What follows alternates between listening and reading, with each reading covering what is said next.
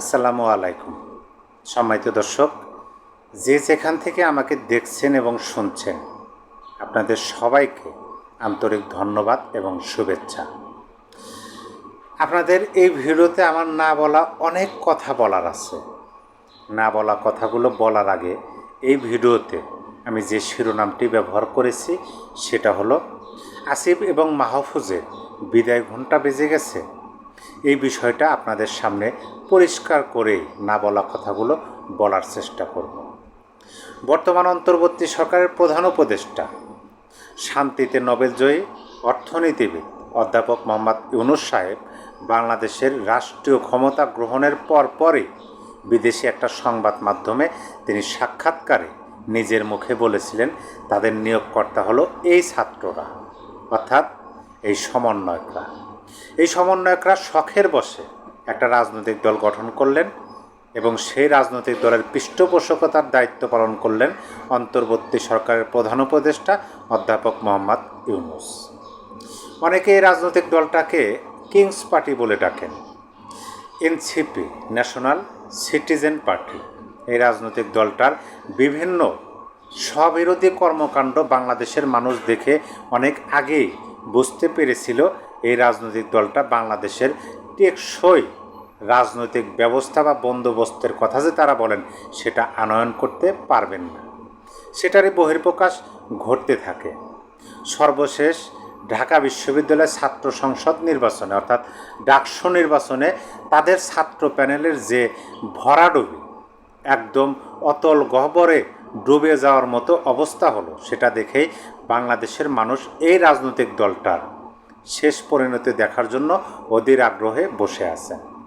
সম্প্রতি দুজন সেনা কর্মকর্তা এনসিপি নামক রাজনৈতিক দলটা থেকে তারা অব্যাহতি নিয়েছেন বা পদত্যাগ করেছেন এবং তারা স্পষ্ট ভাষায় বিজ্ঞপ্তির মাধ্যমে বলে দিয়েছেন এই রাজনৈতিক দলের মধ্যে কোনো প্রকার শৃঙ্খলা নেই, কোনো প্রকার দায়বদ্ধতা নেই বলেই তারা বলার চেষ্টা করেছেন। এই রাজনৈতিক দলটার বিষয়েও অনেকেই অনেক সময় বলতে শুনি আমরা যে এই রাজনৈতিক দলটা নাকি অলরেডি লাইফ সাপোর্টে আছে। শেষ চেষ্টা করা হচ্ছে এই রাজনৈতিক দলটাকে কোনোভাবে বাঁচিয়ে রাখার জন্য। কিন্তু এই রাজনৈতিক দল থেকে যারা বের হয়ে গেছেন তাদের মধ্যে অনেকেই বলতে শুরু করেছেন যে কবে হবে এনসিপি নামক রাজনৈতিক দলটার জানাজা অর্থাৎ শেষকৃত্য, সেটাই দেখার অপেক্ষায় নাকি তারা বসে আছেন। এখন আমি যে শিরোনামটি ব্যবহার করেছি এই ভিডিওতে, অন্তর্বর্তী সরকারের তথ্য মন্ত্রণালয়ের উপদেষ্টা জনাব মাহফুজ আলম এবং যুব ক্রীড়া মন্ত্রণালয়ের উপদেষ্টা জনাব আসিফ মাহমুদ সজীব ভূঁইয়ার বিদায় ঘণ্টা বুঝে গেছে। অর্থাৎ তারা যে দুজন উপদেষ্টা, তাদের বিরুদ্ধে কিন্তু নানান ধরনের অভিযোগ এবং তাদের পদত্যাগ করার বিষয়ে বাংলাদেশের একাধিক রাজনৈতিক দল ইতিপূর্বে অনেক কথা বলেছেন। সম্প্রতি বাংলাদেশ জাতীয়তাবাদী দল বিএনপির মহাসচিব জনাব মির্জা ফখরুল ইসলাম আলমগীর তিনি বলেছেন, আজকের পত্রিকার শিরোনামটি হলো এরকম: নির্বাচনের তফসিল ঘোষণার আগেই দুই উপদেষ্টার পদত্যাগ চাইলেন ফখরুল। এই কথাটি তারা এর আগেও বলেছিলেন, কিন্তু তাদের অবস্থান থেকে যে কোনো কারণে আমরা সরে আসতে দেখেছি। তারা যাদের পদত্যাগ চেয়েছিলেন, যাদেরকে বর্তমান অন্তর্বর্তী সরকারের উপদেষ্টা পদে দেখতে চাননি, তাদের সাথে মিটিং করতে আমরা এই রাজনৈতিক দলের প্রতিনিধিকে দেখতে পেয়েছি। যাই হোক, তারা নতুনভাবে আবার এই আবেদন জানিয়েছে। পাশাপাশি বর্তমান অন্তর্বর্তী সরকারের পক্ষ থেকে উপদেষ্টা পরিষদের রদবদলের একটা ঘোষণা দেওয়া হয়েছে। দৈনিক জনকণ্ঠ পত্রিকার শিরোনামটি হলো এরকম: নির্বাচনের আগে উপদেষ্টা পরিষদে রদবদলের চমক, শেষ সময়ে থাকছেন যারা। অর্থাৎ নির্বাচনকে সামনে রেখে বর্তমান অন্তর্বর্তী সরকারের প্রধান উপদেষ্টা অধ্যাপক মোহাম্মদ ইউনূস তিনি বলেছেন উপদেষ্টা পরিষদে ব্যাপকভাবে রদবদল করা হবে। আমি যদি আপনাদেরকে এই সংবাদটির ছোট্ট একটা অংশ পড়ে শোনাই তাহলে কেমন হয়? এখানে বলা হয়েছে, অন্তর্বর্তী সরকারের উপদেষ্টা পরিষদে বড় ধরনের পরিবর্তন আসতে চলেছে।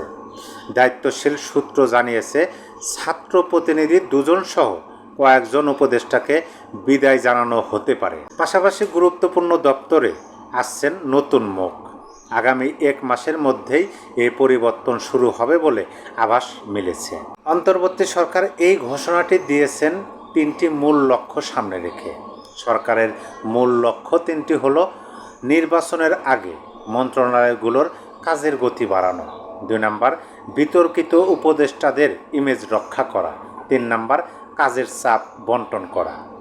মূল লক্ষ্য তিনটির মধ্যে দ্বিতীয় নাম্বার যে লক্ষ্যটি, বিতর্কিত উপদেষ্টাদের ইমেজ রক্ষা করা, অর্থাৎ যে উপদেষ্টাগণ বিতর্কিত কর্মকাণ্ডে অলরেডি জড়িয়ে গেছেন, সেই উপদেষ্টাদের ইমেজ রক্ষা করার জন্য তারা এই ঘোষণাটি দিয়েছেন। এটা নিয়ে অবশ্যই নেটিজেনদের মনের মধ্যে প্রশ্ন উঠতে শুরু করেছে। সরকার বিতর্কিত উপদেষ্টাদের ইমেজ রক্ষা করার জন্য কাজে লেগে পড়লেন, অথচ তাদের কেন আইনের আওতায় আনা হচ্ছে না? যাই হোক, এই যে সংবাদটি আপনাদেরকে জানানো হলো যে উপদেষ্টা আসিফ মাহমুদ এবং উপদেষ্টা মাহফুজ আলমের তাহলে কি বিদায় ঘণ্টা বেজে গেল? এখন আমি প্রথমে যে আপনাদেরকে কথাগুলো বললাম যে এই ভিডিওতে আপনাদেরকে না বলা অনেক কথা বলার আছে, সেই বিষয়ে এখন আসি। দেখেন, বর্তমান অন্তর্বর্তী সরকারের এখনও উপদেষ্টা আছেন জনাব মাহফুজ আলম। তাকে আমরা সবাই মাস্টার মাইন্ড মাহফুজ আলম নামেই ভালোভাবে চিনে থাকি। তিনি সম্প্রতি লন্ডনে গিয়ে পচা ডিমের ঢিল খেয়েছেন। তাকে নানানভাবে অপমানমূলক বক্তব্যের মাধ্যমে ছোট করার চেষ্টা করা হয়েছে। তাকে টেরোরিস্ট হিসাবে বক্তব্য দেওয়া হয়েছে এবং স্লোগান দেওয়া হয়েছে। এক কথায় বললে, লন্ডনের মাটিতে এই উপদেষ্টা মাহফুজ আলম তিনি মবের শিকার হয়েছিলেন। এখন আমার প্রশ্ন হলো যে এই যে উপদেষ্টারা, তারা বর্তমান বাংলাদেশের একাধিক মন্ত্রণালয়ের দায়িত্বে থাকার পরেও দেশের মধ্যে এবং দেশের বাইরে বিভিন্ন জায়গায় বিভিন্ন সময় বিভিন্নভাবে তারা মবের শিকার হচ্ছেন। তাদের উপর মানুষ এই পরিমাণ ক্ষিপ্ত হয়ে বসে আছেন। এই উপদেষ্টারা যদি তাদের পদ হারান তখন কি হবে? এই বিষয়টা এখন সাধারণ মানুষের মনের মধ্যে প্রশ্ন উঠতে শুরু করেছে যে তারা এখনও সরকারে আছেন। সরকারে থাকা অবস্থায় তাদেরকে মানুষ যেভাবে প্রহার করতে চেষ্টা করতেছে বা মনের মধ্যে আশা বেঁধে আছে, এরা উপদেষ্টা পদ থেকে যখন সরে যাবে অথবা রাষ্ট্রীয় প্রোটোকল যখন তারা পাবে না, তখন কি হবে? এই সরকারের নিয়োগকর্তাদের আমরা দেখেছি, তারা রাষ্ট্রীয় প্রোটোকল ছাড়া কোনো জায়গায় সভা সমাবেশও করতে পারে না। যদি নিয়োগকর্তাদেরই এরকম হয় তাহলে সরকারের কী অবস্থা?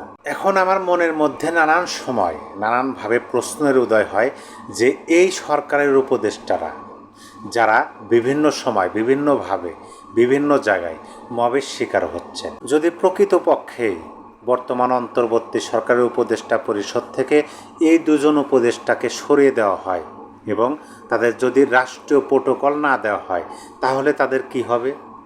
আমরা তো সাম্প্রতিক ঘটে যাওয়া অনেক ঘটনা দেখলাম, অনেক মানুষের বক্তব্য শুনলাম, অনেক মানুষের মনের আবেগের কথা শুনলাম। তারা স্পষ্টভাবেই বলতে চায় বা বলতে চেষ্টা করে যে এই সরকারের উপদেষ্টা অথবা এই সরকারের নিয়োগকর্তারা যদি রাষ্ট্রীয় প্রোটোকল না পায় তাহলে কি তারা কোথাও কোনোভাবে সভা সমাবেশ করতে পারবে? সম্মানিত দর্শক, অবশ্যই আপনার মূল্যবান মতামত কমেন্ট বক্সে জানিয়ে দেবেন। সবাই ভালো থাকবেন। আল্লাহ হাফেজ।